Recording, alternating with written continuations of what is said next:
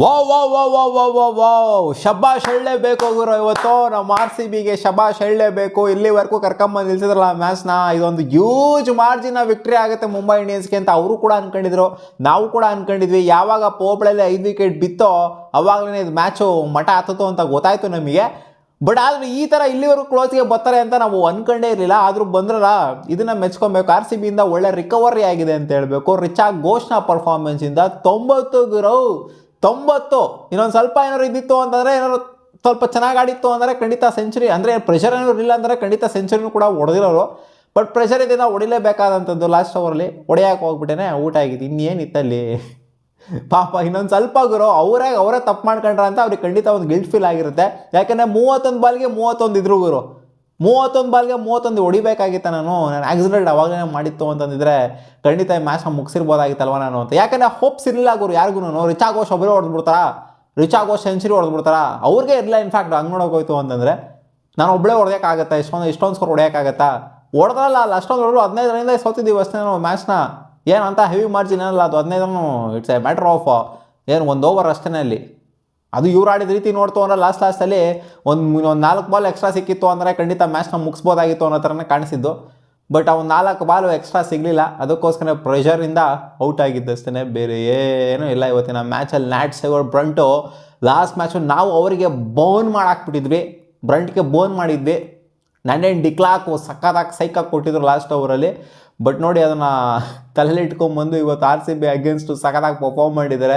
ನಮಗೆ ಕೊಟ್ಟಿದ್ರಿ ಅಲ್ವಾ, ನಮಗೆ ಆಫ್ ಇಟ್ಟಿದ್ರಿ ಅಲ್ವಾ ಲಾಸ್ಟ್ ಮ್ಯಾಚು, ನನಗೆ ಲಾಸ್ಟ್ ಓವರಲ್ಲಿ ಇವತ್ತು ನಿಮಗೆ ಸರಿಯಾಗಿ ಕೊಡ್ತೀನಿ ಅಂತ 100ನ ಹೊಡೆದು ತೋರಿಸಿದ್ರು. WPL ಹಿಸ್ಟ್ರಿಲೇ ಮೊದಲನೇ ಸೆಂಚುರಿ ರಿಜಿಸ್ಟರ್ ಮಾಡಿರೋದು ಯಾರು ಅಂತ ಅಂದರೆ ನ್ಯಾಟ್ ಸೇವರ್ ಬ್ರಾಂಟ್.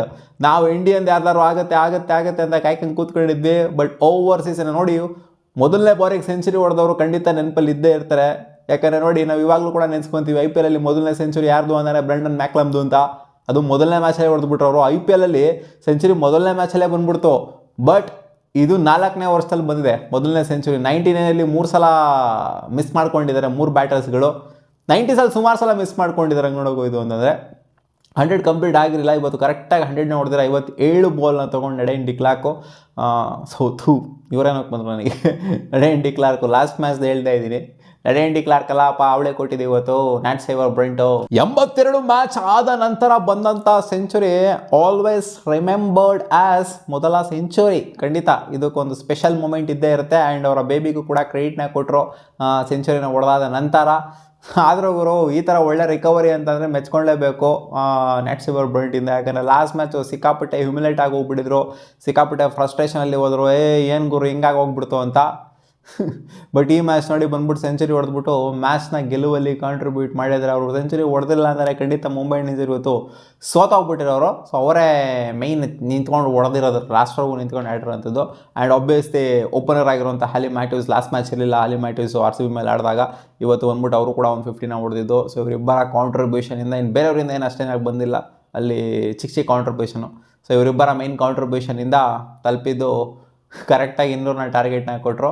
ಸೊ ಆ್ಯಕ್ಚುಲಿ ಹೆಂಗೆ ನೋಡೋಕೆ ಹೋಯ್ತು ಅಂದರೆ ಇನ್ನೂ ಒಳಗಡೆ ರೆಸ್ಟ್ರಿಕ್ಟ್ ಆಗ್ತಾರೆ. ಸಮ್ ಪಾಯಿಂಟ್ ನೋಡ್ತು ಅಂತಂದರೆ 10 ಓವರ್ಗಿನ ಕೆಳಗಡೆ ನೋಡ್ತು ಅಂದರೆ ಮುಂಬೈ ಇಂಡಿಯನ್ಸು ಏನಂತ ಹಾವಳಿ ಕೊಡ್ತಾ ಇರಲಿಲ್ಲ. ಅವರು 10 ಓವರ್ ಆದಮೇಲೆ ಆಕ್ಸಿಲೇಟ್ ಮಾಡಿದ್ದು. 10ರಿಂದ 15 ಓವರ್ ಏನಿದೆ ಸರಿಯಾಗಿ ಹೊಡೆದೋಗರು, ನಾಯಿ ಹೊಡೆದಂಗೆ ಹೊಡೆದಿದ್ದಾರೆ. 10 ಓವರಿಂದ 15ನೇ ಓವರ್ವರೆಗೂ ಹೊಡೆದಿದ್ದು ಯಾರು? ಅವರೇ ಹೊಡೆದಿದ್ದಲ್ಲಿ ನ್ಯಾಟ್ ಸೇವರ್ ಬ್ರಂಟೇನೆ ಚಚ್ಚಿದ್ದು ಹಾಕ್ಕೊಂಡು ಉಚ್ಚನಾಯ ಹೊಡೆದಂಗೆ ಹೊಡೆದ್ರು. ಪಿಕ್ ಆಫ್ ದ ಬೌಲರ್ ಯಾರು ಅಂತ ಅಂದರೆ ಇವತ್ತು ಲಾರೆನ್ ಬೆಲ್ಲೋ. ಅವರೇ ಸಖತ್ತಾಗಿ ಬೌಲಿಂಗ್ ಮಾಡಿರೋದು. 20+ ಕನ್ಸಿಡರ್ ಮಾಡಿದ್ರೆ ಅಷ್ಟೇ, 2 ವಿಕೆಟ್ನ ಕೂಡ ಎತ್ತಿದ್ದಾರೆ. ಸೊ ಅದು ಬಿಡ್ತು ಅಂತಂದರೆ ಯಾರು ಕೂಡ ಕನ್ವಿನ್ಸಿಂಗ್ ಬೌಲಿಂಗ್ ನಾವು ಮಾಡಿಲ್ಲ, ಅಂದರೆ ಎಕನಾಮಿಕಲ್ ಸ್ಪೆಲ್ ಯಾರು ಕೂಡ ಮಾಡಿಲ್ಲ. ಎಲ್ಲರೂ ಚಚ್ಚಿಸ್ಕೊಂಡಿರೋರೇ. ಅಷ್ಟಿಲ್ಲ 200 ಆಗುತ್ತೆ ಅಲ್ಲಿ ಟಾರ್ಗೆಟು. 200 ಆರ್ ಸಿ ಬಿ ಒಂದೇ ಸಲ ಚೇಸ್ ಡೌನ್ ಮಾಡಿರೋದು ಲಾಸ್ಟ್ ವರ್ಷ. ಸೊ ಈ ವರ್ಷ ಏನಾದ್ರು ಚೇಸ್ ಡೌನ್ ಮಾಡುತ್ತಾ ಅಂತ ಅನ್ಕೊಂಡಿದ್ವಿ. ಸೊ ಚೇಸ್ ಡೌನ್ ಆಗಲಿಲ್ಲ. 10ಕ್ಕಾದ್ರೂ ಬಂದ್ವಲ್ಲ, ಅದಕ್ಕೆ ಖುಷಿ ಪಡಬೇಕು. 2 ಬ್ಯಾಕ್ ಟು ಬ್ಯಾಕ್ ಸೋತಿದ್ವಿ. ಬಟ್ ಇದೇನು ಕಳಪೆ ಸೋಲೇನಲ್ಲ, 10ಕ್ಕಾದ್ರೂ ಬಂದ್ವಿ. ಇದಕ್ಕೆ ಖಂಡಿತ ಅದೇ ಹೇಳಿದ್ನಲ್ಲ, ಖುಷಿ ಪಡಬೇಕು ಅಂತ. ನಾವು ಇದ್ದಿದ್ದು ಪೊಸಿಷನ್ ನೋಡ್ತು ಅಂತಂದರೆ ಪೋಪ್ಳಲ್ಲಿ 5 ವಿಕೆಟ್ನ ಕಳ್ಕೊಂಡು 30+ ರನ್ನ ಹೊಡೆದ್ಬಿಟ್ಟು ಪೋಪ್ಳಲ್ಲಿ ಕಚ್ಕೊಂಡ್ಬಿಟ್ಟಿದ್ವಿ. ಅಲ್ಲಿದ್ದ ಪೊಸಿಷನಿಂದ ಒಳ್ಳೆ ರಿಕವರಿ ಆಗಿದೆ ನಮ್ಮ ಆರ್ ಸಿ ಬಿದು. ರಿಕವರಿ ಆದರೆ ಏನು ಗುರು ಬಂತು, ಅಲ್ಲಿ ಗೆದ್ಬಿಟ್ಟು ಫೈನಲ್ ಕ್ವಾಲಿಫೈ ಆಗಬೇಕಾಗಿತ್ತು. ಇನ್ನು ಅಲ್ಲಿ ಫೈನಲ್ಗೆ ಕ್ವಾಲಿಫೈ ಆಗಿಲ್ಲ ನಮ್ಮ ಆರ್ ಸಿ ಬಿ ಇವತ್ತು. 2 ಬ್ಯಾಕ್ ಟು ಬ್ಯಾಕ್ ಸೋತಿರೋದ್ರಿಂದ ಒಟ್ಟಲ್ಲಿ ಇನ್ನೊಂದು ಮ್ಯಾಚ್ ಸೋತ್ರು ಕೂಡ ಫೈನಲ್ ಆಡುವಂಥ ಸಾಧ್ಯತೆ ಅಂತ ಇರುತ್ತೆ. ಯಾಕಂದರೆ ವರ್ಸ್ಟಾಗಿ ಸೋತಿಲ್ಲ ನಾವು. ಈ ಮ್ಯಾಚಲ್ಲಿ ವರ್ಸ್ಟಾಗಿ ಸೋತಿತ್ತು ಅಂದರೆ ಹೆವಿ ರನ್ ರೇಟನ್ನು ಒಂದು 100 ರನ್ ಮಾರ್ಜಿನಲ್ಲಿ ಸೋತೋಗ್ಬಿಟ್ಟಿತ್ತು ಅಂತಂದಿದ್ರೆ ಸ್ಟಾರ್ಟಿಂಗಲ್ಲಿ ಹಂಗೆ ಅನಿಸಿದ್ರು ಪೋಪ್ಳಲ್ಲಿ 5 ವಿಕೆಟ್ನ ಕಳ್ಕೊಂಡಾಗ ಏನು ಗುರು 100 ಹೊಡಿತಾರೆ ಹೊಡೆಯಲ್ವೇವರು ಅಂತ ಅನ್ನಿಸ್ಬಿಟ್ಟಿತ್ತು. ಬಟ್ ಚಾನ್ಸ್ ಅಂತೂ ಕ್ರಿಯೇಟ್ ಆಗಿದೆ. ಹೆಚ್ಚಾಗೋಷ್ಟು ಅವ್ರು ಆಪರ್ಚುನಿಟಿ ಅಂತೂ ಮಿಸ್ ಮಾಡಿದ್ರು ಮುಂಬೈ ಇಂಡಿಯನ್ಸ್. ಇಲ್ಲ ಅಂದರೆ ಅವ್ರಿಗೆ ಈ ಹಂತದವರೆಗೂ ಬರ್ತಾ ಇರಲಿಲ್ಲ, 90 ಹೊಡಿತಾ ಇರಲಿಲ್ಲ.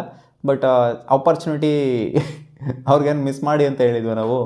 ಲಾಸ್ಟ್ ಮ್ಯಾಚು ಮಿಸ್ ಮಾಡಿದ್ರು, ಈ ಮ್ಯಾಚು ಮಿಸ್ ಮಾಡಿದ್ರು. ಬಟ್ ಮ್ಯಾಚ್ ಗೆದ್ರಲ್ಲಪ್ಪ ಮುಂಬೈ ಇಂಡಿಯನ್ಸು, ಸರ್ವೈವ್ ಆಗಿದ್ದಾರೆ ಟೂರ್ನಮೆಂಟಲ್ಲಿ. ಇನ್ ಕೇಸ್ ಈ ಮ್ಯಾಚ್ನ ಸೋತಿತ್ತು ಅಂತಂದಿದ್ರೆ ಅವ್ರಿಗೆ ಏನೇನೋ ಆಗ್ಬಿಟ್ಟಿರೋದು. ಅವರಿಗೆ ಮಸ್ಟ್ ವಿನ್ ಮ್ಯಾಚ್ ಇತ್ತು. ಇನ್ಫ್ಯಾಕ್ಟ್ ನೆಕ್ಸ್ಟ್ ಮ್ಯಾಚನ್ನು ಕೂಡ ಮಸ್ಟ್ ವಿನ್ ಮ್ಯಾಚ್ ಇದೆ ಅವರಿಗೆ. ನೆಟ್ ರನ್ ರೇಟ್ ಒಂದು ಪಾಸಿಟಿವ್ ಆಗಿ ಇಟ್ಕೊಂಡಿದ್ದಾರೆ. ನೋಡೋಣ ಪಾಯಿಂಟ್ಸ್ ಟೇಬಲು ನಾಳೆ ನೋಡ್ಕೊಳ್ಳೋಣ. ಪಾಯಿಂಟ್ಸ್ ಟೇಬಲ್ ವಿಚಾರ ಇಲ್ಲ. ಸೊ ಇವತ್ತಿನ ಮ್ಯಾಚ್ ವಿಚಾರಕ್ಕೆ ಬಂತು ಅಂದರೆ ಅದೇ ಚೇಸ್ ಆನ್ ಮಾಡೋದಕ್ಕೆ ಬಂದಂಥ ನಮ್ಮ RCB ಗ್ರೇಸ್ ಹ್ಯಾರಿಸ್ ಒಂದು 15 ರನ್ ಹೊಡೆದಿದ್ದಾರೆ. ಇವತ್ತು ಕೀಪರ್ಗೆ ಕ್ರೆಡಿಟ್ ಕೊಡಬೇಕು ಗುರು. ಕೀಪರ್ ವಿಕೆಟ್ ಕೀಪಿಂಗ್ ಸಗದಾಗಿ ಮಾಡಿದ್ದಾರೆ ಮುಂಬೈ ಇಂಡಿಯನ್ಸ್ನ ವಿಕೆಟ್ ಕೀಪರು. ಎಸ್ಪೆಷಲಿ ಜಾರ್ಜಿಯಾ ವಾಲು ಔಟ್ ಆದಂಥ ರೀತಿ ನೋಡ್ತು ಅಂತಂದರೆ ಬಾಟಮಿಗೆ ಹೊಡೆದಂಥ ಬಾಲ್ನ ಕರೆಕ್ಟಾಗಿ ರೆಕಗ್ನೈಸ್ ಮಾಡಿ ಪಟ್ಟನಿಗೆ ಒಂದು ಸೆನ್ಸ್ನ ಯೂಸ್ ಮಾಡಿ ಒಂಥರ ಅದೊಂಥರ ಎಲ್ಲರಿಗೂ ಬರೋದಿಲ್ಲ, ಅಷ್ಟು ಕ್ವಿಕ್ಕಾಗಿ ರಿಯಾಕ್ಟ್ ಮಾಡುವಂಥದ್ದು. ಸೊ ಅದು ಅವರಿಗೆ ಇತ್ತು ಅಷ್ಟೇ. ಯಾಕಂದರೆ 2 ಕ್ಯಾಚನ್ನು ಕೂಡ ಮಸ್ತಾಗಿ ತೊಗೊಂಡಿದ್ದಾರೆ ಬಿಹೈಂಡ್ ದ ವಿಕೆಟ್ಸು. ಜಾರ್ಜಿಯಾ ವಾಲ್ದಾಗಿರ್ಬೋದು, ಜೊತೆ ಗ್ರೇಸ್ ಹ್ಯಾರಿಸ್ ಅವ್ರದ್ದಾಗಿರ್ಬೋದು. ಆಮೇಲೆ ಸ್ಮಿತಿ ಮಂದನ ಕ್ಲೋಸೇ ಮಾಡಿಬಿಟ್ರು ಬ್ಯಾಟ್ನ, ಬ್ಯಾಕ್ ಫುಟಲ್ಲಿ ನಿಂತ್ಕೊಂಡು ಆಡೋಕೆ ಹೋಗ್ಬಿಟ್ಟು. ಸೊ ಅದು ಕ್ಯಾಚ್ ಹೋಯಿತು. ಆಮೇಲೆ ಇನ್ನೇನಪ್ಪ ಗೌತಮಿ ಅವರು ಒಂದು ಮ್ಯಾಚ್ ಏನೋ ಅವಳಿಗೆ ಕೊಟ್ಟರು. ಇನ್ನು ಮಿಕ್ಕಿದಂಥ ಮ್ಯಾಚೆಲ್ಲ ಕಾಲೆತ್ಕೊಂಡ್ಬಿಡೋದೇ ಆಗೈತಲ್ಲಿ. ಒಂದು ಮ್ಯಾಚ್ ಗೆಲ್ಸ್ಬಿಟ್ರು. ಅದು ಬಿಟ್ಟು ನೋಡ್ತು ಅಂತಂದರೆ ಅಷ್ಟೇ ಮುಗೀತು. ರಾಧಾ ಯಾದವ್ ಪರವಾಗಿಲ್ಲ ಆಡಿದ್ದಾರೆ, ಬಟ್ ಈ ಮ್ಯಾಚ್ ಏನೂ ಆಡೋಕ್ಕಾಗಲಿಲ್ಲ. ಬೇಗನೆ ಬಂದ ತಕ್ಷಣ ಬಂದ ಪುಟ್ಟ ಹೋದ ಪುಟ್ಟ ಆಯಿತು. ಬಟ್ ರಾಧಾ ಯಾದವ್ ಮೇಲೆ ಅಂಥ ಮಟ್ಟಿಗೆ ಹೆವಿ ಎಕ್ಸ್ಪೆಕ್ಟೇಷನ್, ಎಲ್ಲ ಮ್ಯಾಚು ಕನ್ಸಿಸ್ಟೆಂಟಾಗಿ ರನ್ ಹೊಡಿತಾರೆ ಇವರು ಅಂತ ಎಕ್ಸ್ಪೆಕ್ಟೇಷನ್ ಇಟ್ಕೊಳ್ಳೋದಕ್ಕೂ ಕೂಡ ಆಗೋದಿಲ್ಲ. ಏನೋ 1 ಮ್ಯಾಚ್ 2 ಮ್ಯಾಚ್ ಆಡಿದ್ದಾರೆ. ಸೊ ಇರಲಿ.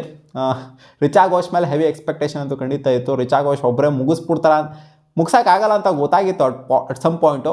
ಬಟ್ ಇಲ್ಲಿವರೆಗೂ ತೊಗೊಂಬಂತಿರಲ್ಲ ರಿಚಾ ಘೋಷು, ಅದೇ ಒಂಥರ ಖುಷಿ. ನಡೆನ್ ಡಿಕ್ಲಾರ್ಕು ಅವ್ರ ಜೊತೆಗೆ ಒಂದು ಚಿಕ್ಕ ಪಾರ್ಟ್ನರ್ಶಿಪ್ ಬಿಲ್ಡ್ ಆಯಿತು. ಸೊ ಅವರು ಕೂಡ ಔಟ್ ಆಗ್ತಾ ಇದ್ದಂಗೆ ಈ ಕಡೆಯಿಂದ ಅರುಂಧತಿ ರೆಡ್ಡಿ ಅವರು ಬಂದು ಹೋದರು. ಆಮೇಲೆ ಶ್ರೇಯಾಂಕ ಪಟೇಲ್ ಅವರು ಲಾಸ್ಟಲ್ಲಿ ನಿಂತ್ಕೊಂಡಿದ್ದು.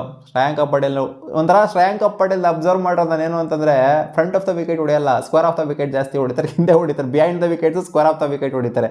ಯಾಕಂದರೆ ಅವ್ರಿಗೂ ಗೊತ್ತು ಫ್ರಂಟ್ ಆಫ್ ದ ವಿಕೆಟ್ ನಾನು ಟಾರ್ಗೆಟ್ ಮಾಡಿದ್ರೆ ಬಾಲ್ ಹೋಗಲ್ಲ ಅಂತ. ಒಳ್ಳೆ ಐಡಿಯಾ ಗುರು ಶ್ರೇಯಾಂಕ ಪಾಟೀಲ್ದು.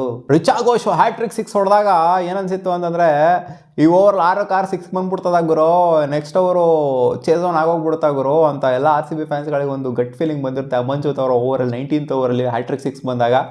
ಬಟ್ ಆ ಥರ ಆಗಲಿಲ್ಲ. ಆದರೂ 22 ರನ್ ಬಂತು ಗುರು ಆ ಓವರಲ್ಲಿ. ಲಾಸ್ಟ್ ಓವರ್ ಏನು ಕಮ್ಮಿ ಅಲ್ಲ, ಏನು ಮಲ್ಕೊಂಡೆಲ್ಲ ಹೊಡಿತಾವ್ರು 6 ಮಲ್ಕೊಂಡೆಲ್ಲ ಹೊಡೆದ್ಬಿಟ್ರು ಗುರು ಇವತ್ತು 6 ರಿಚಾ ಘೋಷು.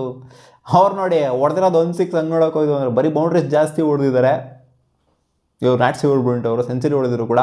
ರಿಚಾ ಘೋಷ್ 6 6 ಹೊಡೆದವ್ರೆ ಅಲ್ಲಿ.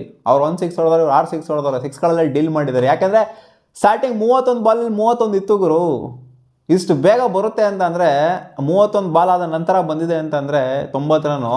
ಅದಕ್ಕೆ ಏನು ಆಡಿದ್ರು ಇವರು, ನೆಕ್ಸ್ಟ್ 20 ಬಾಲ್ಸ್ ಏನು ಆಡಿದ್ರು ಅದೇ ಸಾಕ್ಷಿ. ನೆಕ್ಸ್ಟ್ 20 ಬಾಲ್ಸಲ್ಲೇ ಬಂದಿರೋದು ಎಲ್ಲ ಮೇಯ್ನ್ ರನ್ಸ್ಗಳೆಲ್ಲ 6ಗಳಲ್ಲೇ ಡೀಲ್ ಮಾಡಿ ಬಿಸಾಕಿದ್ರು. ಸೊ ಏನೂ ಮಾಡೋಕ್ಕಾಗಲ್ಲ. ಏನು ಡೀಲ್ ಮಾಡೋದು ಕೂಡ ಇವತ್ತು ಸೋತಿದ್ವಿ, ಆಕ್ಸೆಪ್ಟ್ ಮಾಡಬೇಕು.